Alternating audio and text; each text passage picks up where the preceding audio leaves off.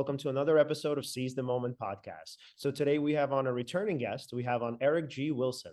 Eric is the author of How to Be Weird, Dream Child, A Life of Charles Lamb, How to Make a Soul, The Wisdom of John Keats, Keep It Fake, Everyone Loves a Good Train Wreck, My Business is to Create, Blake's Infinite Writing, Against Happiness, and The Spiritual History of Ice. In these and other books, Eric explores relationships among strange moods, good writing, and generous irony. He teaches creative writing and British Romanticism at Wake Forest University in Winston-Salem, North Carolina, and he is the author of the new book, Point Blank. Welcome back, Eric. Leon, it's so good to be back with you. I thoroughly enjoyed talking to you last time around, so I look forward to our chat. Yeah, man. And I got to tell you, so first of all, I've never heard of this movie before talking to you about it, and obviously seeing some of your posts on social media, Instagram in particular. But yeah, man, so it resonated actually with one of my, it resonated with me because it relates to one of my favorite movies of all time. So if you had to guess, right, what do you, and obviously, no pressure here because it's kind of a tough one. Most people don't get this right. What do you actually think is my favorite movie of all time that's actually related in some way to Point Blank and really resembles it? Profoundly resembles it. I mean, almost John Wick. I knew you were going to say that. No, it's not John Wick. You know what it is? It's Michael Mann's Thief. You got to get to where you don't care nothing about nothing. Yeah, man. So yeah, I love that movie. God. Yeah, what's so cool is watching and getting through Point Blank, there's so many kind of relations to it. And so I remember, so with Thief, I mean, the reason why I like it is because it's this ultimate tough guy, right? So as you obviously know, I'm really into existential theory and existential philosophy. And if you think about the Michael Mann character in Thief, he is like the ultimate man, right? The sort of epitome of let's say of existence, you could say, for kind of lack of a better term. So this is a person who's really took his destiny into his own hands and said, I'm going to make my life out of what I want it to be.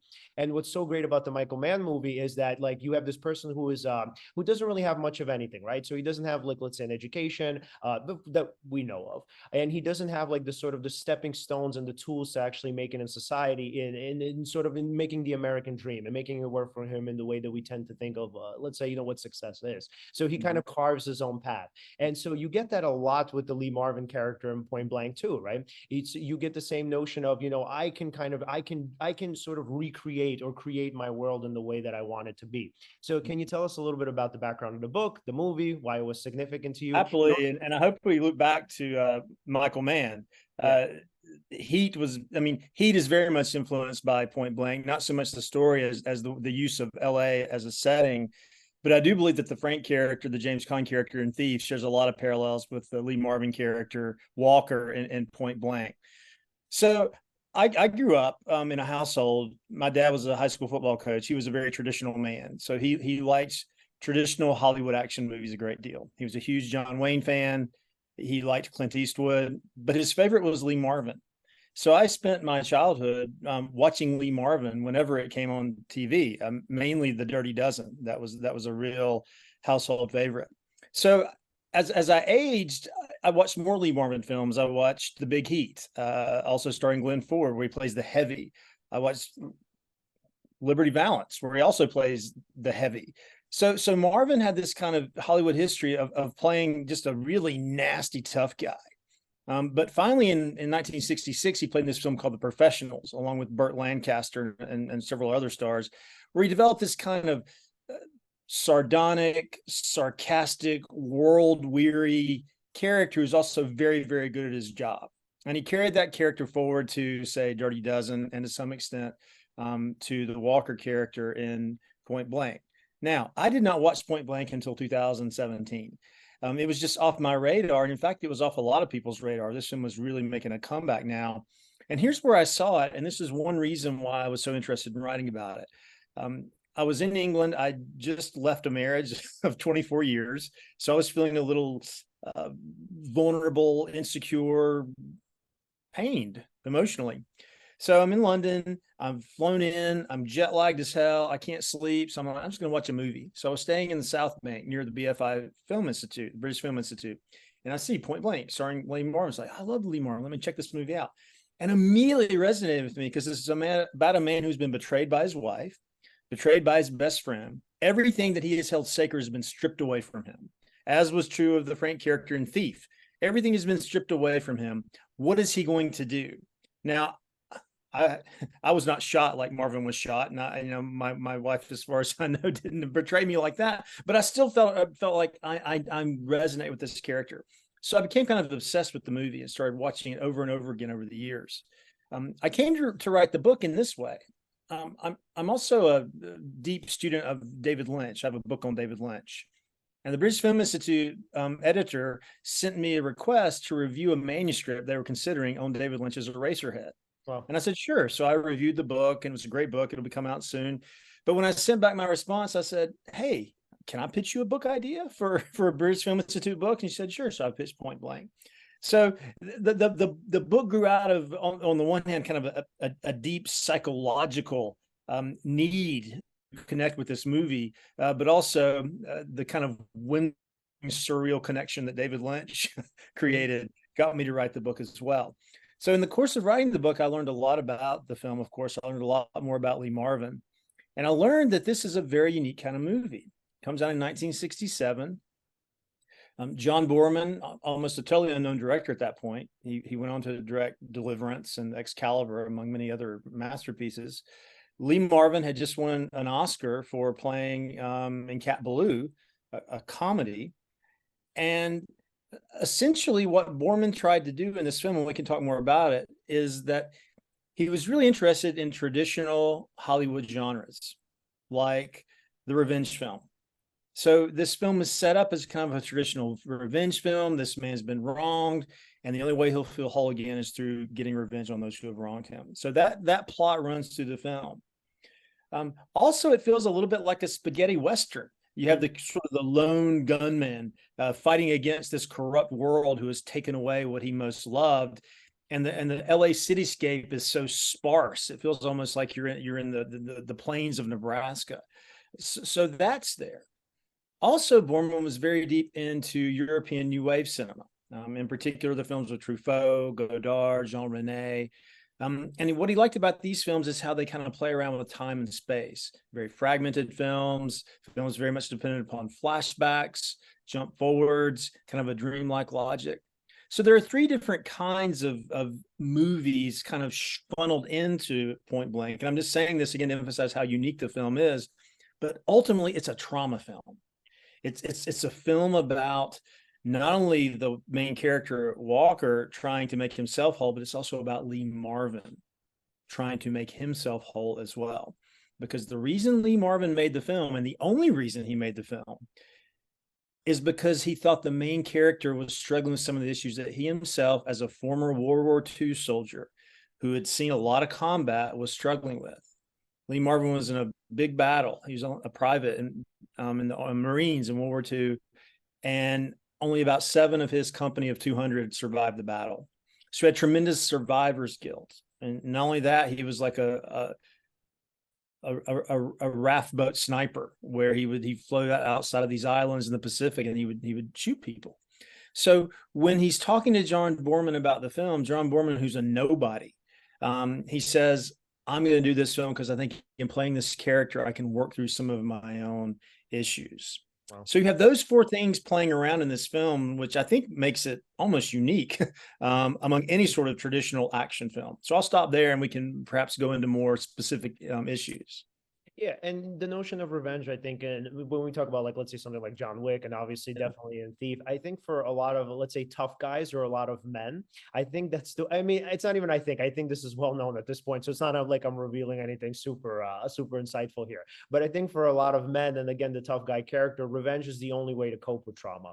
And so, like with Thief, I mean, as you remember with the Frank character, he essentially says to himself, and something, it was something along the lines of, like, if I could kind of like knock this person out, right? This person who I wanted nothing to do with. So it was, so in Point Blank, it's called The Organization. I don't remember exactly what the outfit was called in Thief, which is crazy because I've seen the movie like 100 times. So, but the point is to say that it was a similar kind of thing, right? And so what I think with Frank, and this is the one I could kind of speak more to his character than to the Lee Marvin one, but I think with Frank, there was this sense that, like, hey, I want to do this on my own, right? I want to get rid of as much external factors as possible, and I want to get rid of as much influence from the universe as possible. And then obviously obviously he kind of gets in with this kind of mob boss or whatever you want to call him. And the mob boss says like, look, I'll make a deal with you. We'll do a little bit of this, a little bit of that. And then at some point, you can go your own way. Right. And it's kind of interesting because there's this idea, I think, that life kind of could work that way. I could sort of like delve into a bunch of different things, but then I could kind of come out of it the way I want, and I could go sort of be free to do my own thing. And what I think with the Frank character happens is that, he learns the hard way that the universe doesn't really work that way. Whenever you involve yourself and immerse yourself just in life generally, you can't influence it in the way that you want. So Frank says, hey, we have this deal, right? And I think a lot of times, this, again, going back to the way I would say that a lot of tough guys think. I mean, this could be more gender sort of fluid here, but I think the way a lot of tough guy thinks is that like, hey, if we have this contract, right, I expect you to abide by it. It's sort of a kid throwing a tantrum to the universe and saying, this is not fair. I wanted it to be this way. When I did X, Y, and Z, I expected this to happen in return, and the universe is like, fuck you, we're not doing that. And so, yeah, with the Frank character, and I think again in both cases, and again going back to the Lee Marvin character too, and not to get away from it too much, is you get this sense that they're making deals, right, and they expect kind of more existentially the universe to sort of honor those commitments. Yes, and then when in the scene in Alcatraz, when he's turned on, there's the sense that like, wait, like I didn't do anything wrong. This isn't fair to me. So again, there's this notion of if I get revenge, I can sort of right things. And in existentialism, you get this theme of balance, right? So and what we mean when we think of balance is that we think of control, right? Essentially that if I can kind of balance the world, if I can make it fair. And I mean, not to veer off topic too much, but like there's a diagnosis called OCPD, which I've talked about extensively. I have it. So with OCPD, there's this notion that I can control the world and I can make it fair, and there's this obsession with fairness, and you get that in both characters with Frank and obviously Lee Marvin. So there's this sense that justice, right? Justice, revenge, it can justify, and it could, well, I'm sorry, not that it can justify, that it could sort of make right, rather. I think that's a better way of phrasing it, that it can make right these wrongs, as though any of that even really matters. It's as though if I can just take this one thing that happened to me and I can reverse it, $93,000. What? It's like if I can take this one thing and I can reverse it, again, it means that I have a hold and a control on the universe. I can make a contract with it. I can negotiate with it. But yeah, I think he learned the hard way that wasn't really how it worked. So what's so cool about Mann films, I'm thinking in particular Thief and Heat, the De Niro character in Heat and the Khan character in Thief, they have these codes, right? Where in De Niro's character says Lee Macaulay, I think his name's like, you got to be, when the heat's around the corner, you got to be able to leave anything at any time. 5 seconds. And 5 seconds. But of course he's not able to do that, but because as he's driving the Edie to the airport and maybe be with this woman who loves him, he just has to veer off and kill Wayne Grove, who wronged him a long time ago. And Khan, he falls in love with Tuesday. Well, they adopted child. Of course, the adoption is arranged by the mob boss, and ultimately has to give her up to follow his code. He could probably have run away with her, but he says, no, I have to stay here and follow out my revenge. So I think it's interesting. I mean, I think in our culture, well, traditionally, and this goes all the way back to Ernest Hemingway, the idea that to be a man, especially in an existential universe, a world where there are not set values, you create a code and you follow it. And that's what authenticity is. And that will lead to a meaningful life. But I think in those two Mann films, and I think in Borman's Point Blank, that's called into question. Because if you latch onto a code, you become inflexible. And you're sort of not open, as you say, to chance and randomness and the idea that life isn't fair. You got to be able to kind of accommodate that somehow. And if you just hold on to the code, you put yourself in this kind of either or situation where either it's this way, like I want it, or it's not that way, and it's terrible. So we see someone like Marvin. Yes, he's betrayed by his best friend. The character's name is Mal, played by John Vernon, and his wife Lynn, played by Sharon Acker. They are in Alcatraz. They're going to steal some money on a drug drop. And the drug deal is carried out in the name of this massive crime network called the Organization. So Marvin gets betrayed by wife and best friend, that he's left for dead in a prison cell. And that's how the film opens, to where you kind of wonder if the whole film's a dream. Some people think that because he wakes up kind of half dead. And there are a lot of sort of ghostly moments in the film we can go into. But the point is, when he does come back, he wants his 93,000. which was never his to begin with, right? It's stolen money, but he wants that money because he thinks as it coming to him, he thinks it'll make him whole. So once he kind of moves up the chain of the organization, thinking that if he can just get to the top guy, he'll finally get his money. But I don't want to give away too much. I don't want to spoil the whole film. But when you get to the very end, it's almost like getting to the end of, say, Fight Club or Sixth Sense or Usual Suspects. What you thought was the case and what Walker thought was the case, it's the exact opposite. So it's almost like his quest for revenge is a quest for wholeness, but I think the film is almost satirizing that a little bit, saying that if you're just out for revenge, then it's not going to make you whole. It's not going to make your trauma go away. It's just going to enhance your trauma. It's going to intensify your trauma because you're being totally controlled by that past pain. And you see in the film, the other female character played by Angie Dickinson, Chris, is constantly trying to pull Walker back into life. Like, hey, man, I think you're great. Let's date. Let's hang out. Let's make love. But all he cares about is that money. And Boorman said this, and when he and Marvin were talking about the film is largely about how shallow the quest for revenge is and how impotent the quest for revenge is. And that's why I say this film is kind of a deconstruction of traditional Western manhood as it appears in Hollywood films. You see Charles Bronson in Death Wish, or you see Clint Eastwood in High Plains Drifter or Dirty Harry. Those films really aggrandize revenge. Like, I mean, they're not ironic, I don't think, about revenge. Like, this is how a man is a man, getting back at the world that has wronged him. But I feel like there's something much more subtle going on. I mean, we would call it now toxic masculinity, but I think that Boorman kind of had that sense that the problem with Marvin is he's not sufficiently in touch with what we might call a kind of feminine energy, symbolized by Angie Dickinson. He's just so overly emphatic on the masculine that he's cut himself off from the forces of life. Yeah. And, clinically speaking, the thing that stood out for me the most was, I mean, I'm going to spoil the ending a little bit. I'm just going to kind of, that's fine. Yeah, I won't say what the ending was, right? But it was anticlimactic, right? So, and what I like so much about the anticlimactic ending is, I won't say what the ending actually was, but what I like so much about it, when you now think about, like, let's say, when you interpose trauma therapy, right? Or sort of the clinical aspects of all of this, is that, let's say if you're a therapist, a clinician, whatever, and you find somebody or you meet somebody, let's say they come in your consultation office, they present with PTSD, I would say maybe not 9 times out of 10, but somewhere close to that, they actually think they know what's best for them, right? So they'll come in and let's say they'll say, and maybe that's not exactly accurate. I just want to be fair, because sometimes people really do go to therapy because they're like, hey, nothing works. I don't know what will help me, right? But a lot of times there's this idea that, like, I need to reverse the trauma, right? And there's this sense that, no matter what you tell me or no matter what we talk about, I don't want to move on. And, I understand that. I just want to be, kind of like, what's the word? As sort of sympathetic as possible, because I mean, I'm not the one in these experiences. So it's very easy to say, well, yeah, of course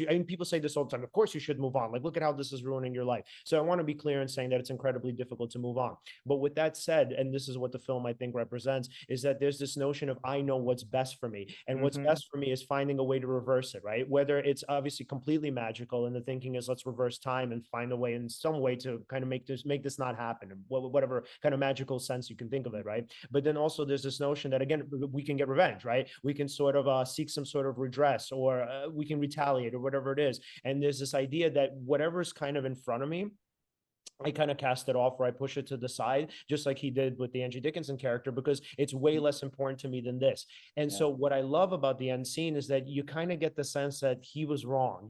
It's like he gets this thing that he wanted and nothing really changes. And I think a lot of times, especially again, in the kind of consultation room of a therapist or a psychiatrist, whomever, what you a lot of times sense is that when the person actually does get their way, again, not in any magical sense, but let's say they do get some sort of form of justice, even in the, let's say, criminal sense, where let's say somebody gets put away, they go to jail, oftentimes it's nowhere near as it's not as much of a bomb as they think it's going to be. Again, not to say that none of this should happen. I understand, obviously justice is super important, especially for the future.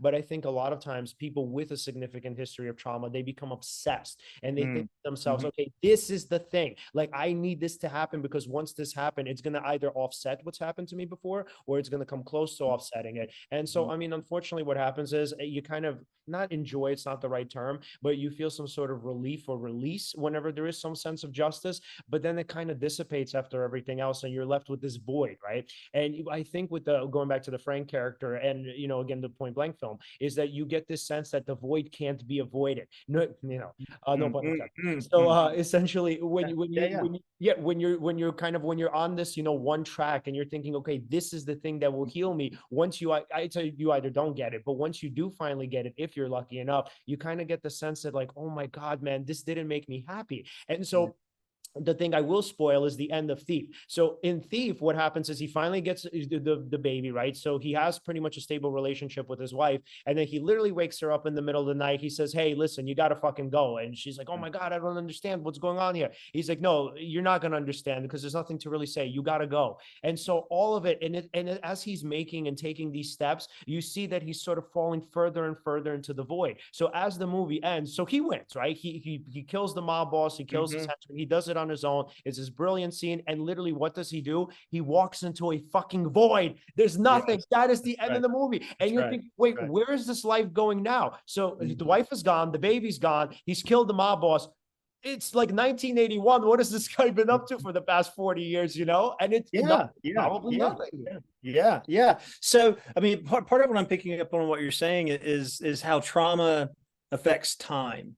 And I think that's a key part of Point Blank. In particular, the way that Borman constantly has the Walker character have flashbacks to the moment when he was shot by his best friend and betrayed by his wife. And that's one rationale for the experimental nature of that film. I talked about how it plays around with time.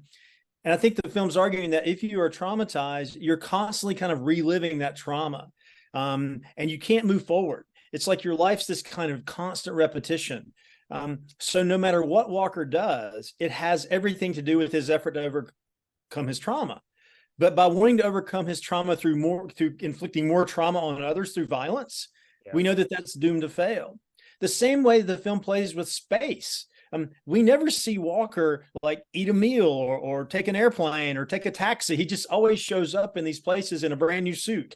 As if Borman's trying to say, if you're consumed by trauma, all that you can pay attention to are events that either remind you of your trauma, and therefore anything that doesn't goes away. So space, huge swaths of space and huge amounts of time are inconsequential to you because they don't somehow either remind you of your trauma or give you a sense that you might overcome your trauma.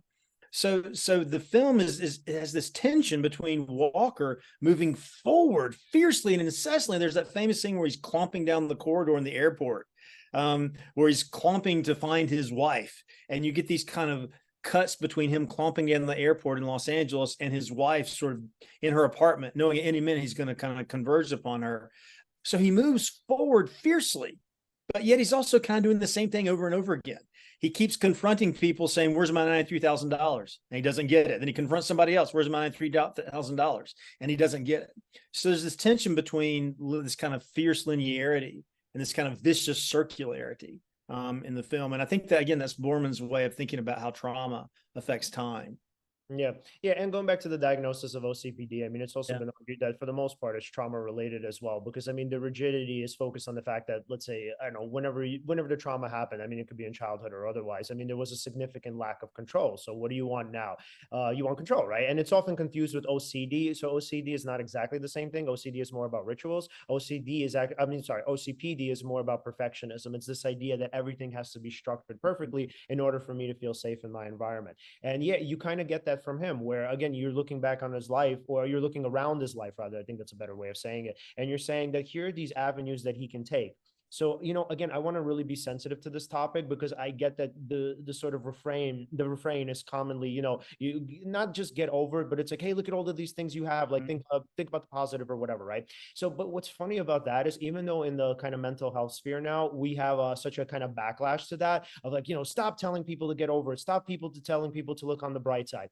It's not exactly wrong. So again, when you're sitting in the room with somebody who does have PTSD or any of these trauma related disorders, I mean, the problem really is is that they can't see any of these other things, right? So you have to find a way as a clinician or even as a friend or whomever, right, to kind of work inside that rigidity and help the person see that, look, although what you want makes a lot of sense, yes, it's natural to want revenge. It's natural to even want justice, obviously. And yes, it's going to serve you in some sort of way, like even revenge. I mean, it would definitely do something for you. But I just want to make sure to let you know the things that you think you're going to get out of it, it's probably not going to be that. And as you're seeking, let's say, revenge, justice, whatever. And again, I want to separate the two because justice is definitely nowhere near revenge, not the same thing. But to say that when you're searching for these things, you really have to be aware of what you're letting go of, right? So here's the existential fork in the road. So what you see, and I'm not sure if the movie really, let's say, gave this as a message, but I think that was a little bit of what I took away from it. So as he was with the sister, with the Angie Dickinson character, as he was sort of pushing her away, and as he was, fighting for the 93,000, essentially what you're seeing is that this dude doesn't really have multiple choice. I mean, he doesn't have multiple. Well, he does have multiple options, but he doesn't have a way to. Well, let's say he doesn't have infinite options. That's a better way of putting it. So meaning that you really have this existential fork in the road, dude. Like you can get revenge, or you can have a good life. It's like that Achilles paradox. You can go to fucking Troy. You can get killed when you're like 30 years old and be infinite and immortal, or you can have a great wife. You can have a great grandchild, grandchildren, and you'll be loved, right? So essentially, what a lot of times happens is with trauma, we could definitely get into this because I think it's super important. They forego love for revenge because I think the idea there is that love is never going to give me the balm or the remedy, and it's also scary, right? But it's never going to give me what revenge can give me. So when you're sitting in that therapist or consultation room or whatever you want to call it, you're really trying to help the person see, like, look, if you want revenge, I mean, as long as, they're not murdering anybody, if you want revenge, fine. But I really want you to be sure that you know what you're getting yourself into, because what often happens is that revenge is glorified and glamorized. But again, what normally happens is you get this, like, maybe 10 seconds of sort of joy or ecstasy or relief, right? And then when it dissipates, and again, going back to Frank, man, you're walking into the void and you have really nothing left. So I think a great meditation on exactly what we're talking about is John Wick, because he takes zero pleasure in his revenge. He rarely says a word. He speaks in monosyllable when he does. There's a great weariness to his character. I mean, all four films are in some ways his growing out of his revenge against the men who killed his dog, which is kind of a funny way to begin for revenge films. But clearly, the John Wick character played by Keanu Reeves is profoundly influenced by the acting style of Lee Marvin, in particular in Point Blank. Laconic, stoic. He barely says a word. He just kind of shows up and says, "I want my money," and that's all he'll say. He either repeats himself over and over again, or he won't speak at all. Now, Marvin wanted this to happen. In rehearsals with the other actors, there's a scene early on where he first finds his wife. And he runs into her bedroom thinking he's going to find his best friend there, and he fires 6 times into the bed, leaving black scorch marks on the sheet. And then he comes back and sits on the couch with her and unloads his bullets on the table. Borman said this is a symbol of the fact that he's impotent, that he's shooting blanks, as it were, quite literally, because that's what revenge is. So he's sitting on the couch with his wife, Lynn, and she starts talking. And instead of his asking her questions, she just answers the questions that she thinks he would have asked. This was not meant to be in the film, but Marvin did this in rehearsal, and Borman liked it. Marvin was always trying to say as little as possible. He says, let's be visible, visual. I want to present information as visually as possible.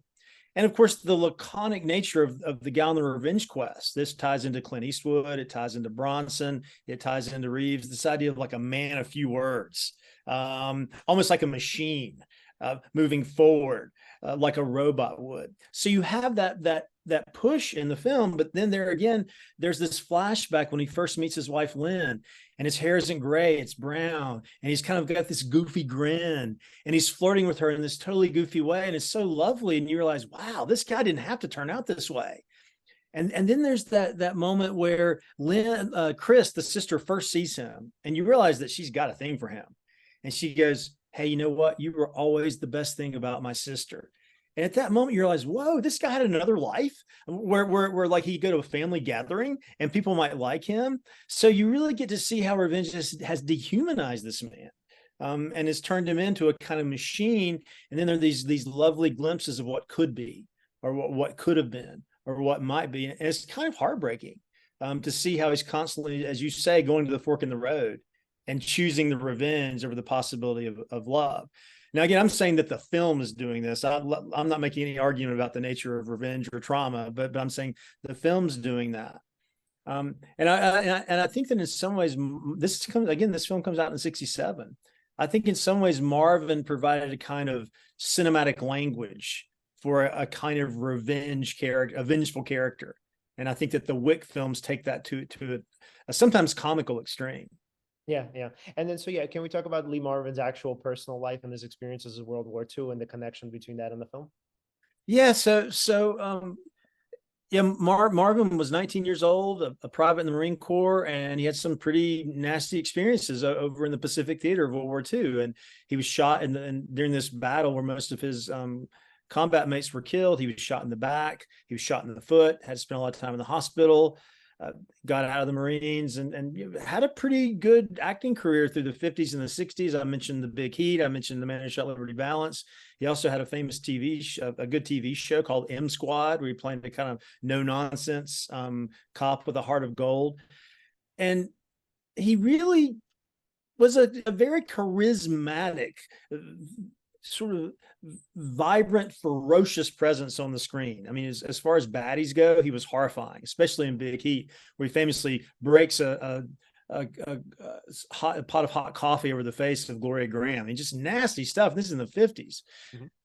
So he was a big drinker, big personality, kind of a big womanizer. You can see Marvin on talk shows in the 60s and 70s, and he's fantastic. He's often smoking a cigarette, often has a drink in his hand, and he's just a great raconteur, great storyteller.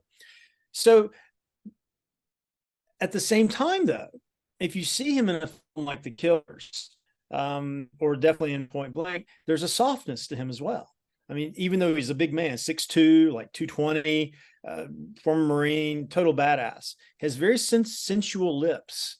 And he has this kind of steel gray eyes, but yet there's a sadness to his eyes. And Borman saw that. Borman got that there was a kind of melancholy to Marvin underneath that stoic veneer that you don't find, I would say, in someone like Steve McQueen. I love Steve McQueen. I love his film Bullet. I love The Getaway. But I feel like Marvin's a deeper actor because I feel like there's more going on with Marvin, maybe because he went through those terrible experiences in World War II. But in any case, as I said early on in the conversations with John Borman about the film, Marvin confessed, like, I went through some shit in World War II, and I'm still working through that. And I am traumatized. And I feel like if I play this character, I can work through some of that stuff. Now, it's interesting, after Point Blank came out, it did fairly well, but it came out the same year as The Dirty Dozen, directed by Robert Aldrich. So basically, Marvin was competing against himself. And Dirty Dozen did better financially, not so much critically. But the very next film that Borman made after Point Blank was called Hell in the Pacific. And it's about Lee Marvin being trapped on an island in the Pacific, and a Japanese soldier played by Toshiro Mifune, famous for many Kurosawa films. They're trapped on this island together. They're enemies. So they're like fighting, and then they kind of get together. They kind of become friends. So it's very much a picture about working through, again, this kind of trauma and hatred and desire for revenge grown out of World War II. And in the film, there's a kind of a successful working through this trauma. Yeah. Yeah. And do you think I mean, obviously, maybe we don't really know, but do you think for Marvin, in the way that he worked through his trauma, did it differ from, I mean, obviously it had to have differed from, to some extent, from the film, but do you think in the way that he kind of understood trauma, was it different from the way the kind of film portrayed it as this sort of search for revenge, or was it something else for him? If you know. I mean, I feel like, I mean, again, I don't know the ins and the outs of Marvin's mental health journey. One could speculate that it never went that well because he remained a pretty serious alcoholic his whole life. Not that precludes mental health, but it gets in the way for sure. No, I feel like Marvin and Borman are on the same page in saying that Point Blank is a kind of critique of the traditional masculine way of working through pain, and that is through revenge or inflicting pain upon others. And how that puts you in a position again where you're just kind of constantly repeating the same thing over and over again. And you become almost like a machine. I mean, the one thing we know about someone who's obsessed with revenge is we know what he's going to do next. Like every action will be pushing toward that revenge. So I feel like maybe the film is less about how to work through trauma and more about how not to Right. through trauma. Yeah. Yeah. That for me was also the big takeaway. And, for a lot of people who are traumatized, I think the thinking is, and sometimes they ask, not everybody, obviously, again, I don't want to be too generalizing here, but somebody would ask something along the lines of like, but what am I supposed to do? Am I just supposed to accept it?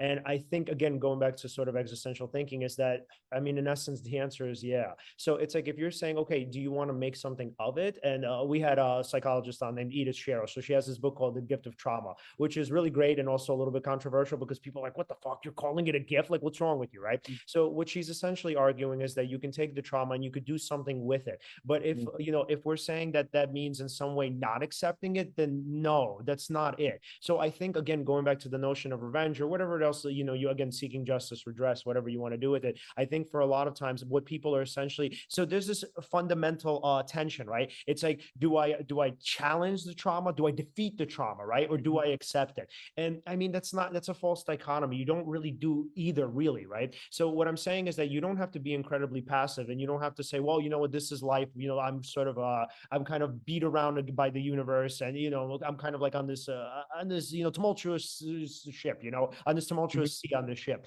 And so it's not really like that. You don't have to do that. But ultimately, if the idea is that I want to go against it, or I want to defeat it, and I want to get to the point where I don't have to accept it, that's not really in the cards. So even if you do, again, going back to the book, even if, let's say, trauma is viewed as, let's say, a perspective gift, if you want to call it that, obviously you don't even have to use that term. Ultimately, what we're saying is somewhere down the line, you do have to accept it, because no matter what you do, there really is no going back, and there's nothing that you could do to redress it. Even if, again, there is some sense of justice, there's no going back in time. And so, going back to the play of let's say, flashbacks and the idea of time here, I think also what you get from the movie is that, he's so obsessed with time, and I think it's because he knows he can't escape it. He knows no matter what, even if it's like, when your brain ruminates and you're thinking, okay, problem solve, problem solve, problem solve. That's an aspect of PTSD where you're going back in time as though, again, you can fix it. So if, let's say, somebody were to ask, do I have to accept it? Yeah, the answer is fundamentally yes. So it's like, again, if you do have to choose between the two, whether, change or acceptance, I would argue, yes, the answer is more so in the realm of acceptance as opposed to change. Because, again, you're not going to change any of that. You can grow from it. You could do something with it. You could tell yourself, you know what, I want to help people who are like me in that situation. Absolutely phenomenal. These are all great things. But to say that I want to get to the point where I defeat it, or it doesn't have any power over me, that's another version of this. Again, I'm not accepting it. It will never have power over me. That's not realistic, man. It's like the notion of being human essentially tells you that acceptance in any form of trauma is always going to be an existential facet of life.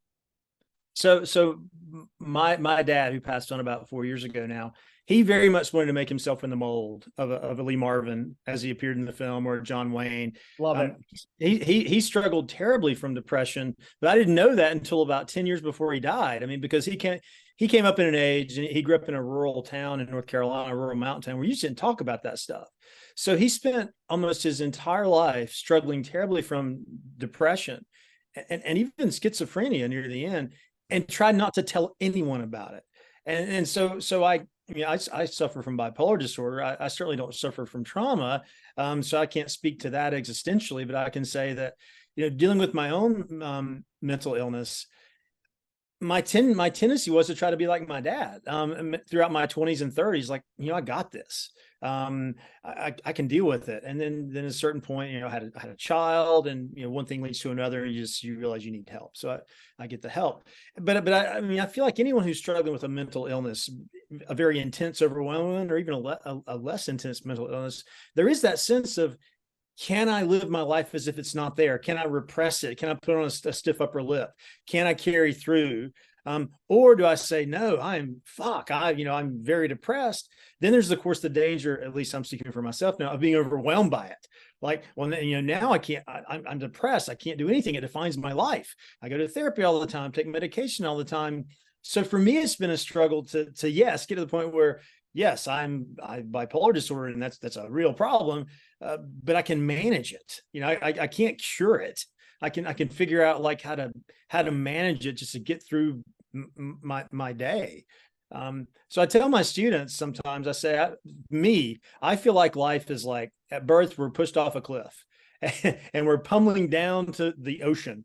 And that's our whole life. So gravity's pushing you down. There's nothing you can do about it. If you get trauma, you get trauma, nothing you can do about it. If you get depression, nothing you can do about it.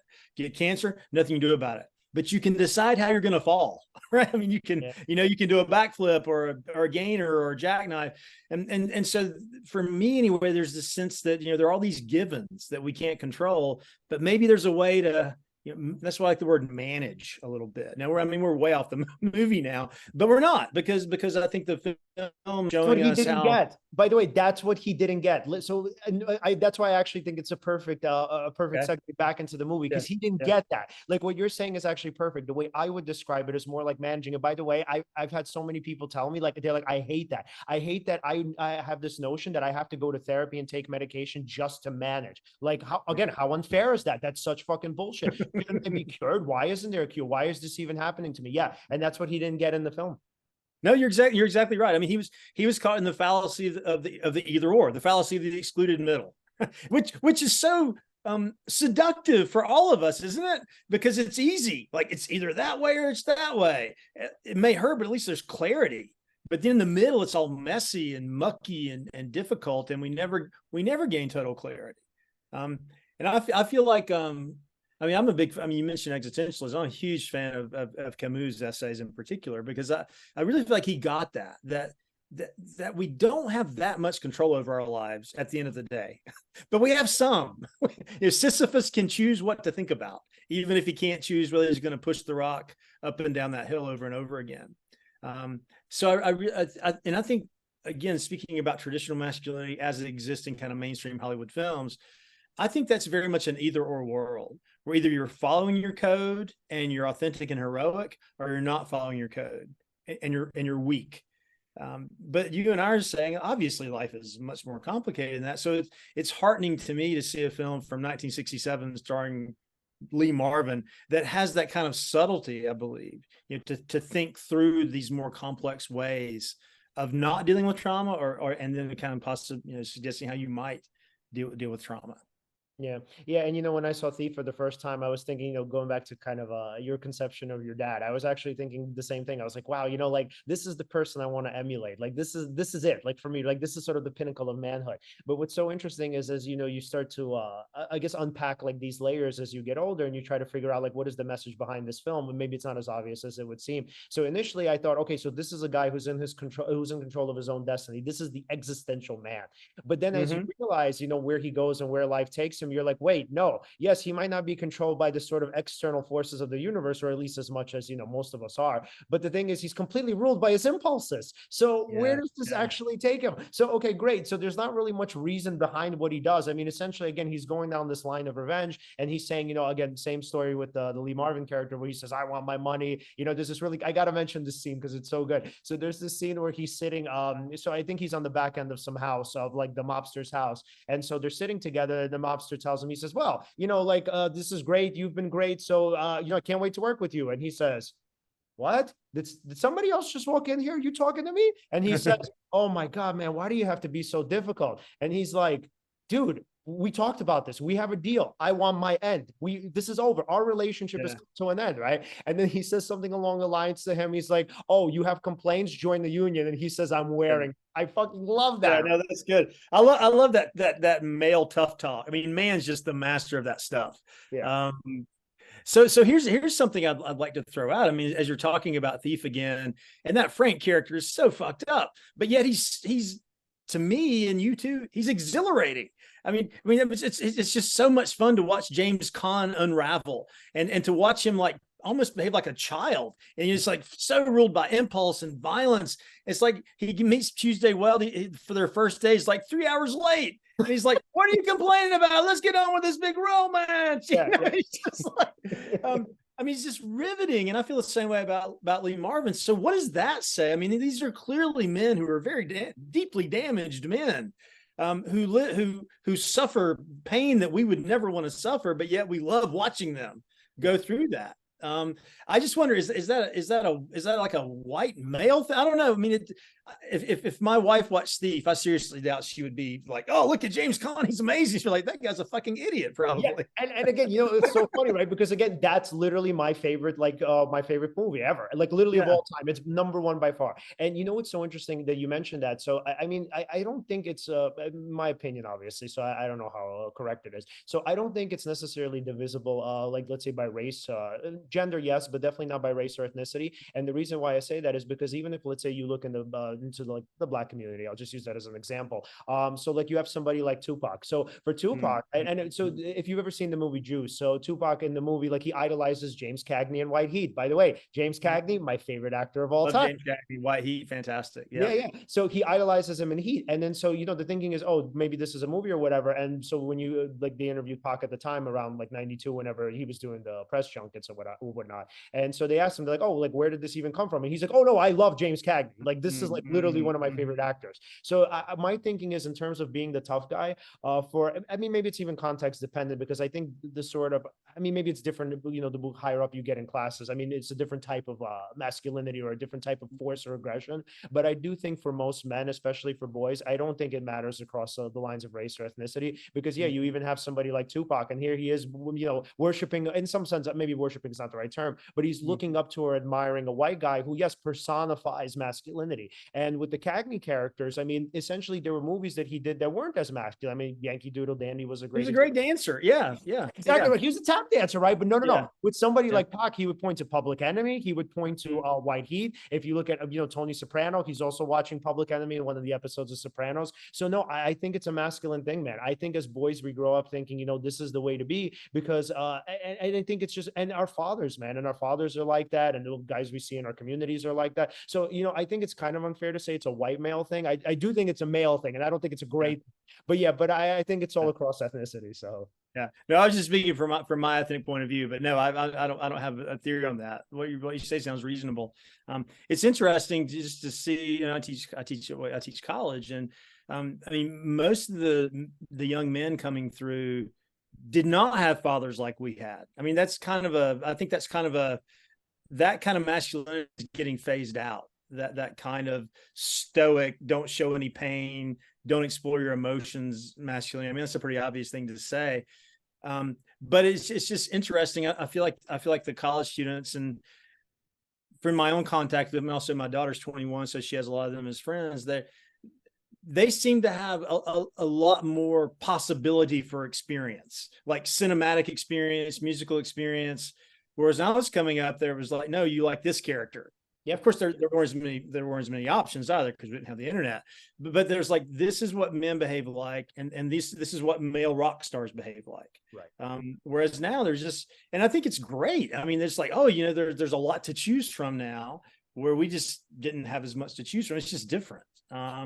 So my students I've shown Point Blank in my classes a few times, and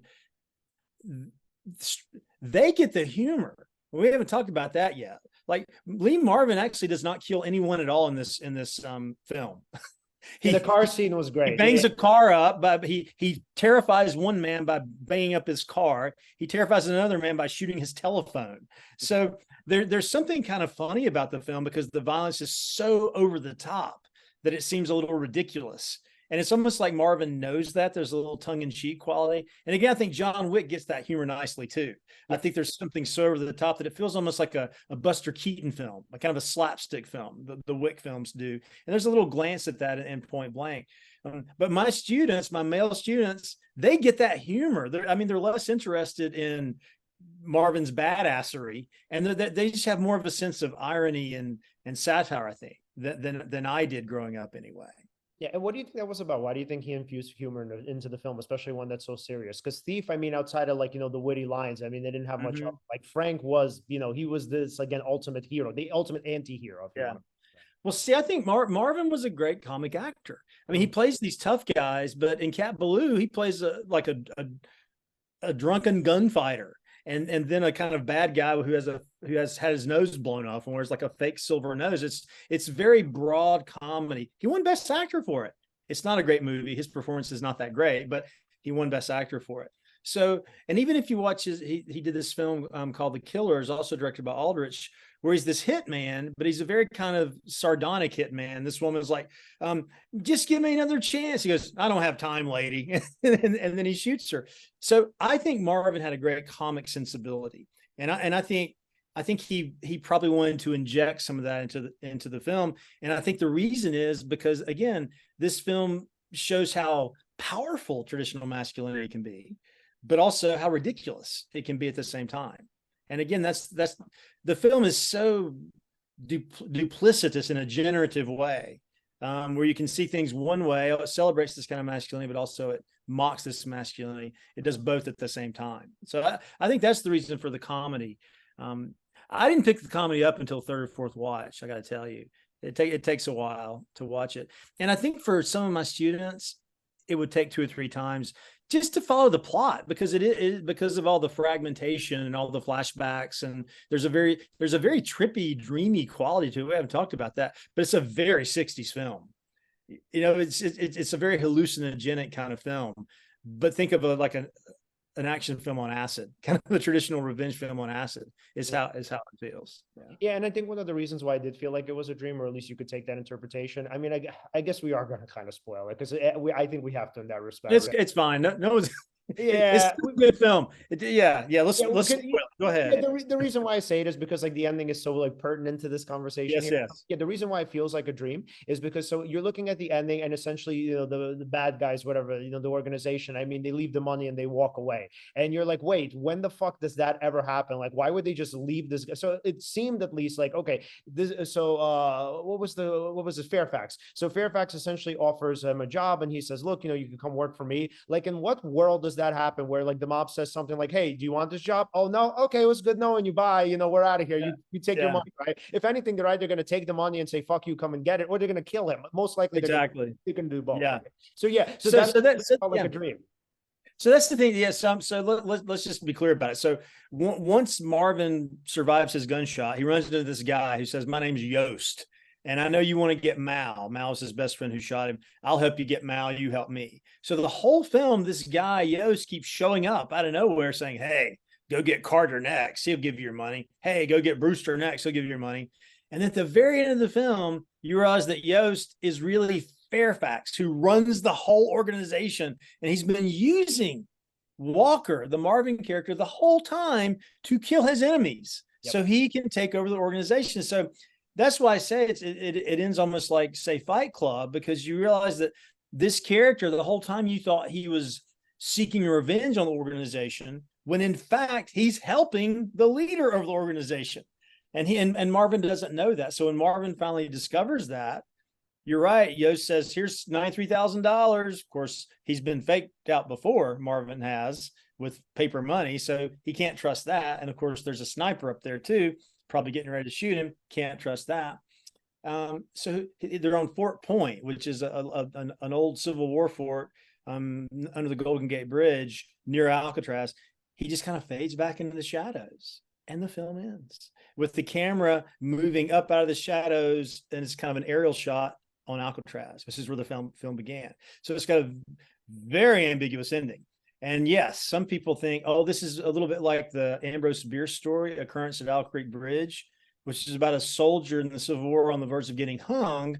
And then suddenly he breaks out of his noose and he runs through the woods and he meets up with his wife again. You're like, yeah. And the guy gets hung. You realize it's all a daydream that happens the last seconds of his life.